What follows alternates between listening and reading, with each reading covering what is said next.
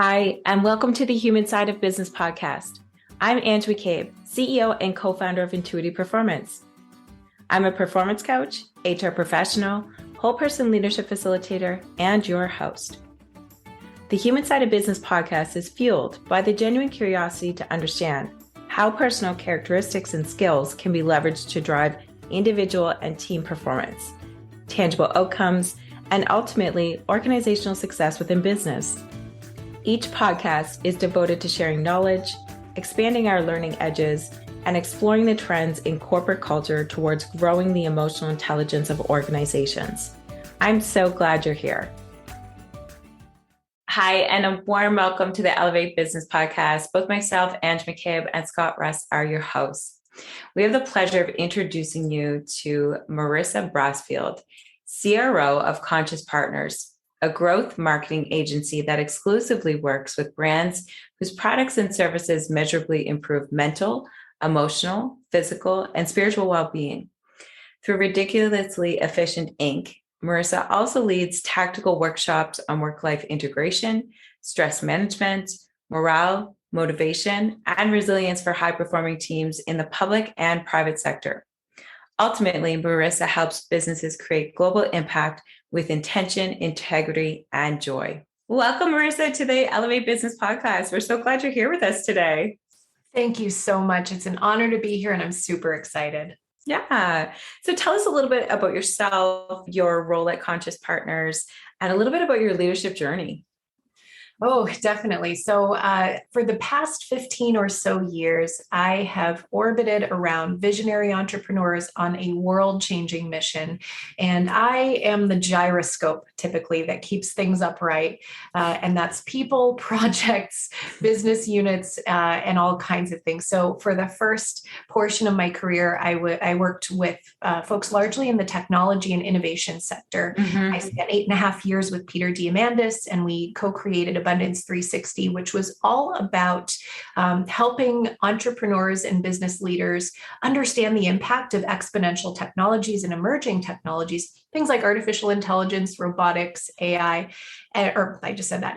robotics, virtual reality, augmented reality, sensors, networks, all that good stuff, and how to apply them to their businesses to transform their businesses and their industries. And I loved the conversation, but what was always sort of evident was how our workplace was not reflecting this bigger, brighter future. We were very much addicted to overextension. Burnout was a regular and common occurrence. And so as part of a coping mechanism, back in 2013, well before I started working with Peter and in these kind of startup-like environments, I started writing about work-life balance, work-life alignment through my S Corp, Ridiculously Efficient. And in that sphere, I started doing workshops and working within all kinds of small teams who were doing big things and often working really, really hard, burning the candle at both ends. So a lot of toxic workplace behaviors, maladaptive behaviors. So like binge drinking and social drinking, all of the social numbing and the ways that we adapt to extreme stressful environments and high performance, high expectations. And then, so that was like the backdrop of my work in exponential technology and helping folks really create a bigger, better future. And then I started feeling, so a few things happened. One is my parents passed away in 2013 and 14. And that was just this before and after pivotal turning point in where in my life, I had not experienced so profoundly, I'd say. So 2012, my husband is deployed with the US Army to Afghanistan. 2013, my mom dies. 2014, my dad dies. 2015, we moved into, oh, thank you. It's, it's one of those things, right? And so we moved into my childhood house where I live now. And so it's this whole just cocktail of emotionally charged life situations that make you reflect on what this is all about, what we're doing, how we want to feel every day, and how precious and short our lives our lives are. And so I really started looking into how I want to feel at work, how the environments that lead to my greatest productivity and effectiveness, and importantly, where leadership needs to go. So this is where I started learning a lot about the elements of conscious leadership and servant leadership and high performance communication and honoring our differences. And that immersion through self-study, but also through these workshops and interventions that I would do with companies and their culture, led me to look for new ways to infuse that passion for how we work, play, and live with my love of companies and entrepreneurs who are on a world-changing mission. And so through professional and personal networks, I got to know some of the team at Conscious Partners, learned about what they're doing, and so we're a growth marketing agency focused specifically and exclusively on product-driven businesses that measurably improve mental, emotional, physical, and spiritual well-being. So never before had I had an experience where it's like, nope, what's your real mission? Why does your company need to exist? And that core question just cuts apart so much conversation and posturing, because it's like, what's really going on? So anyway, I mean, that's the long-winded intro to where I am and how I've sort of sat in the leadership seat is being that visible voice of just modeling life's journey, the ups and the downs, and how we bounce back. I've got a toddler, so a lot of my team has watched me navigate not just pregnancy and the demands, the weird world we live in for working moms, and just from a physical and emotional standpoint, but also from a culture standpoint, where there is this little being that's your heart just walking around, and yet, because it's a certain time on the clock, that means something to me. Like they're timeless. They live in this timeless world. Right. And I'm like, wait, but it's 12:30. It's 4:00. It's Friday at 10 a.m. And like those things mean very specific things to a high performer based on where they are in their day or their work week. And I just had so many experiences where in my personal life, that approach didn't work. It just didn't cut it. And so there's this need to balance expectations with my team, but also to model what it looks like to lead when your priorities completely shift. Because, in my case, that little guy and the health and quality of our relationship and our time together, there's nothing more worth my time. And I started to feel like certain types of unproductive, unhelpful meetings were stealing time. And whenever that kind of resentment creeps in, it's like, it's hard to come back from.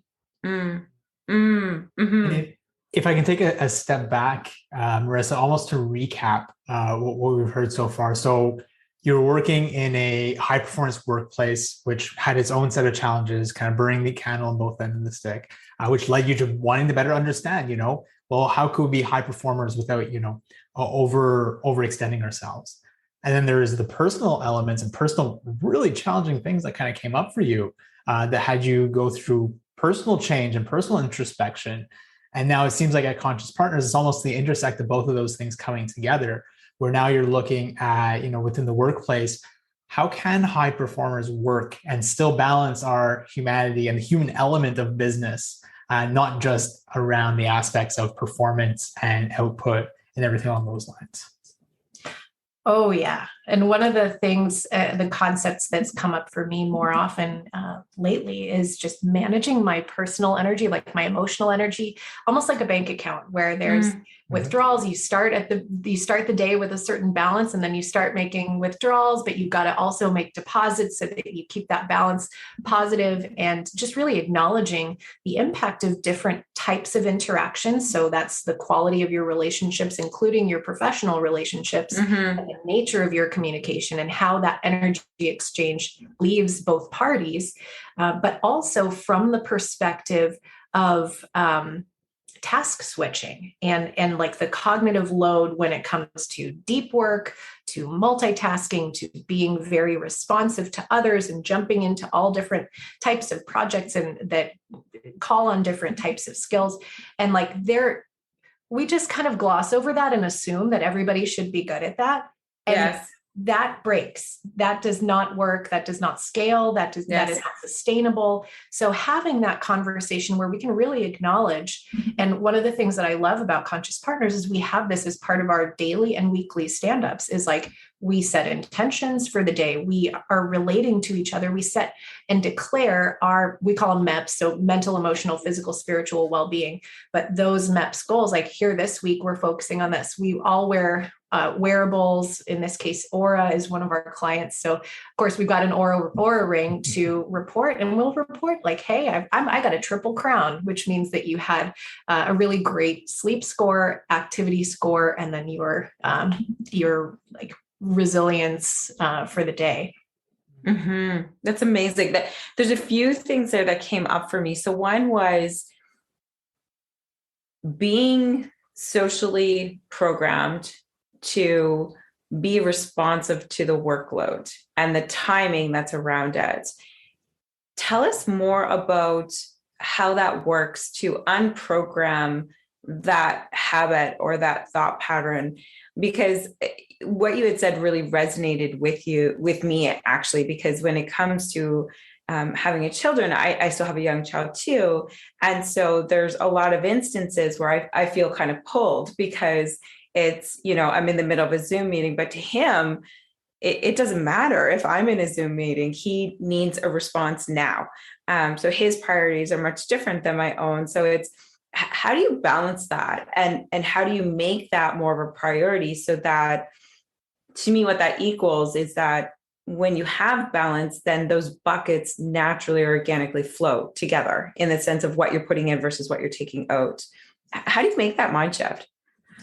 Ooh, there's a lot in there because you rightly point out it's, and he's 2 in, just a little bit. He's basically 2. And so he's in that mode where only mama will do.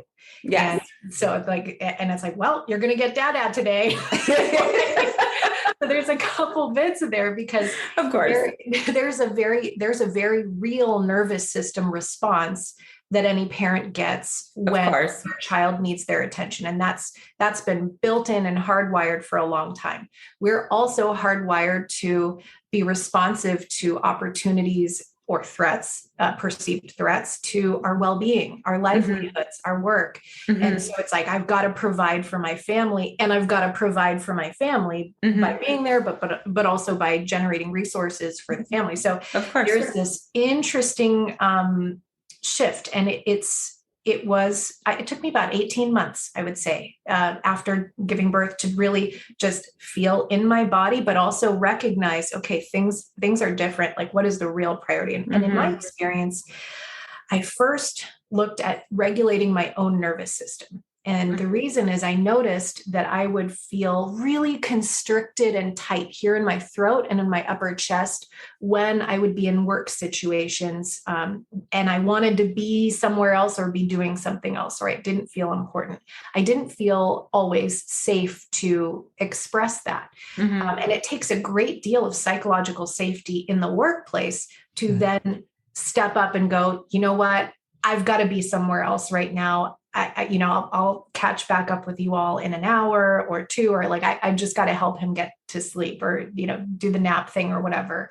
So there's like regulating your nervous system, because as that panic alarm bells are going up, now you've got all this cortisol going through your body. You could be shallow breathing. In my case, like I usually start shallow breathing and I'm not breathing deeply. So my first step is almost always a set of box breathing where you're going in for 4, hold for, that whole thing.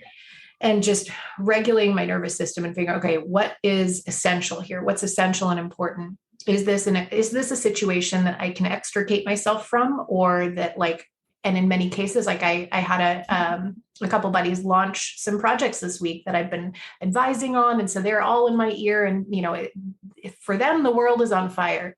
For me, this is just another day.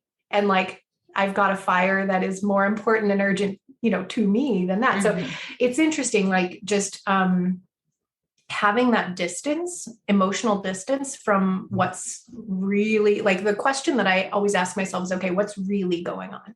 Is this work situation actually an emergency, or is it urgent to someone? Right. And why is it urgent to them? And how can I support their needs while also protecting my own? So there's a little bit of triage, is what I'm saying. So nervous system regulation first, then assess the situation. Where's the true urgency and the importance? And then how can I best support everybody's needs? And knowing that you can't do it all at once, but at least if we can tackle things in order. And then in my case, what ended up happening was I would feel a tremendous amount of guilt or being behind if I was not my typical perfectionist type A self. So to reconcile that was a different conversation. One, I acknowledged with my teammates, like, hey, this is what I'm feeling. I'm just having a tough time adjusting to being my old self. And in that case, we discovered and uncovered that, like, as my own leadership journey has progressed, like, I am a new person than I was pre-pregnancy. And that shift in my own career and my own focus and my own leadership required us to shuffle around elements of my work and our processes to support it. Also, we adjusted home processes. So now my husband and son go to a play group a few times a week during the day. And then we've sort of figured out the activity calendar so that I have some solo time and I really feel that expansiveness in my physical space to focus on things that are important to me. So I can put my whole self into it while also supporting my son because he's out there having fun and going to the park.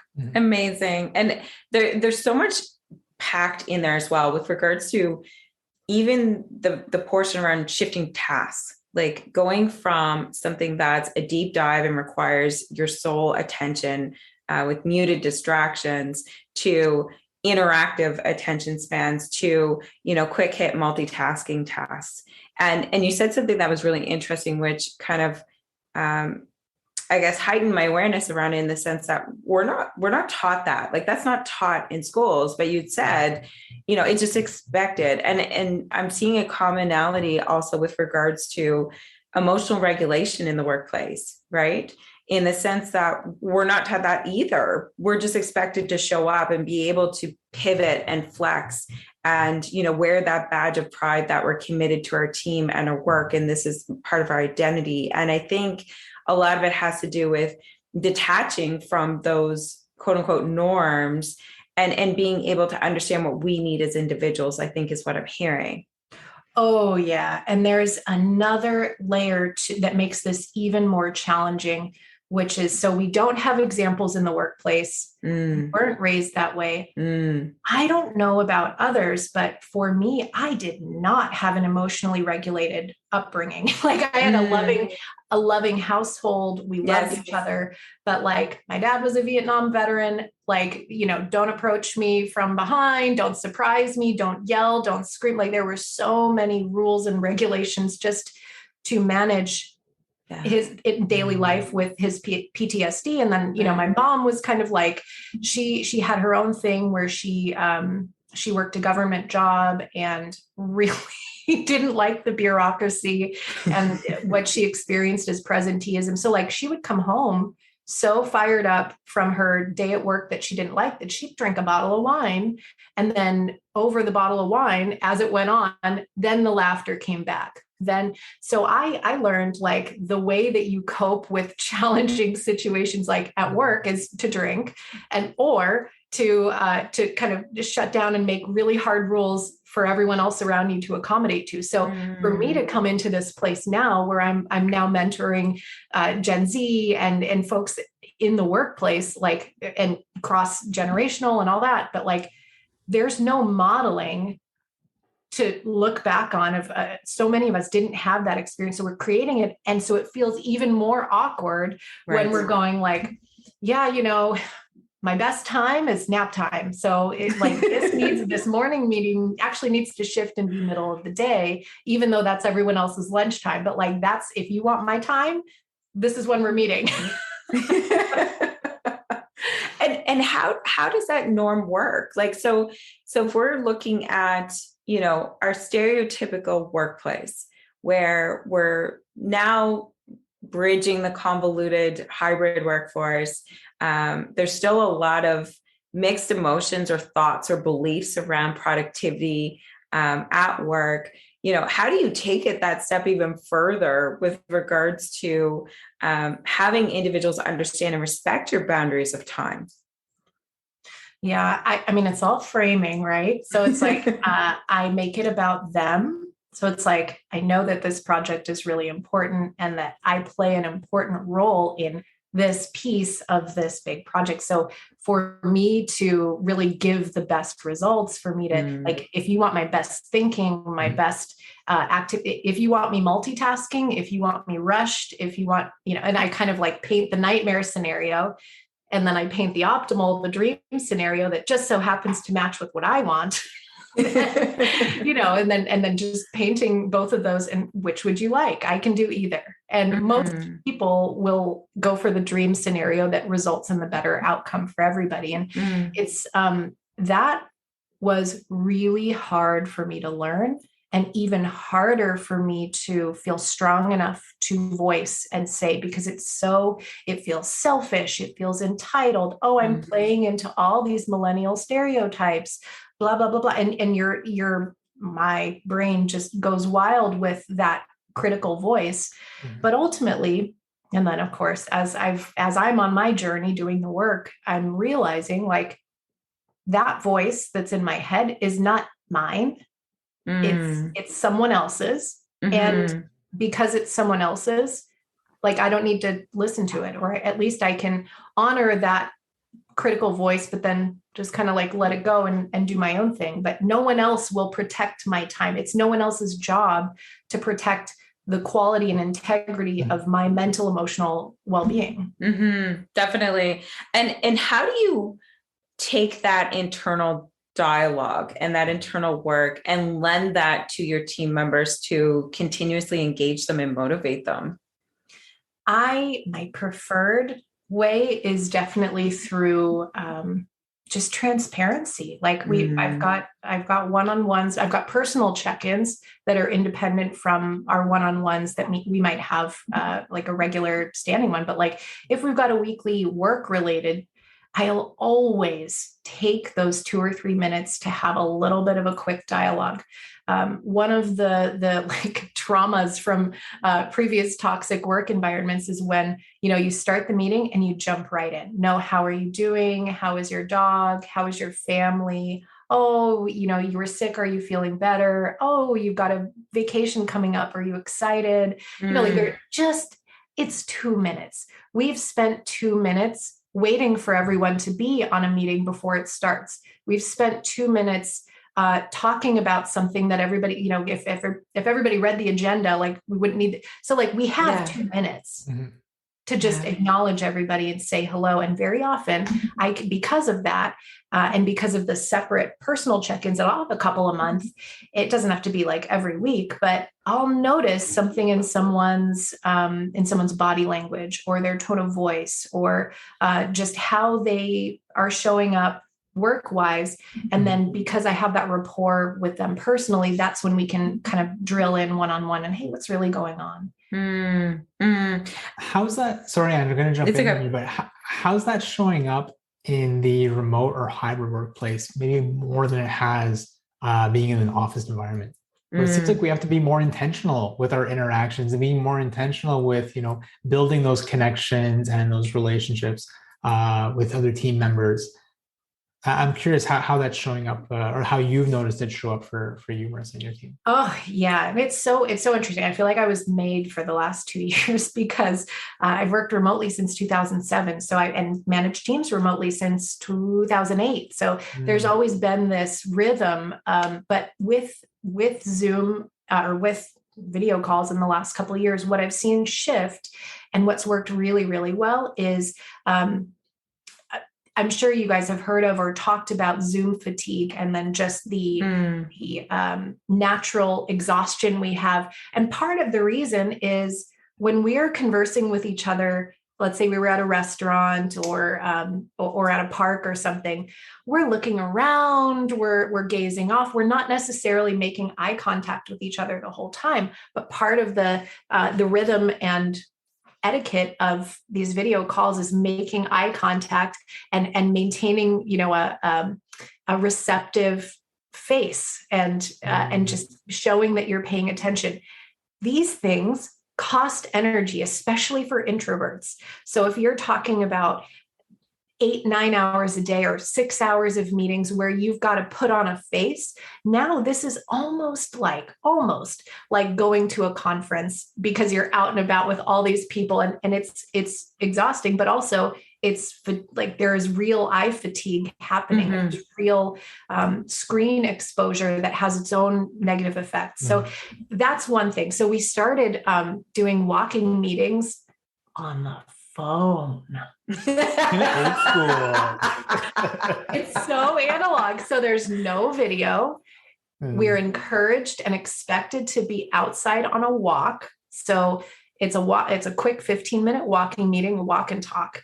And we go through, and that's where I do a lot of the personal check-ins, because then it's like, please, if you've got a dog, take the dog. Like this is a time to get outside. We're breathing fresh air, which is great for you anyway.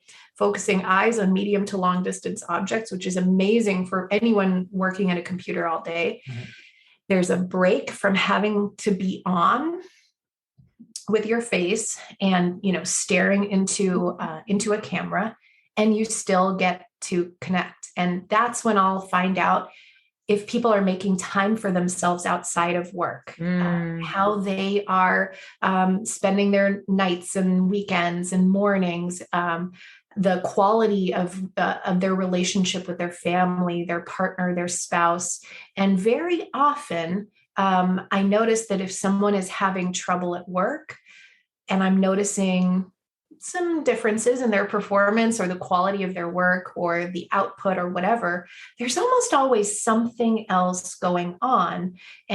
But without that rapport, where they know that they can trust me and that I'm going to relate to them and be a resource for them well outside of work things, that opens up a much greater, richer conversation. And then I take those insights, not to use against them, but to bring back in, like, how can we improve our teamwork? Because if she's going through something and he's going through something and they're going through something, like, that's going to affect how we all interact with each other, including how we receive information from each of the others. So yes. I look for patterns, I look for trends, I look for things that are affecting their worldview, especially in the last couple of years, and how I can reframe that in the professional environment. Mm-hmm. That's absolutely amazing, Marissa. I know that we could talk to you for hours on end. And I just keep blabbing. And we enjoy it. We like to ask all of our podcast participants, what are a few words of inspiration that you would want the world to hear? I'll share 3 things that I remind myself of every single day. Okay. The first is a Babe Ruth quote: "Yesterday's home runs don't win today's games." Mm-hmm. I love that. It's like every single day is a chance to start fresh. Right.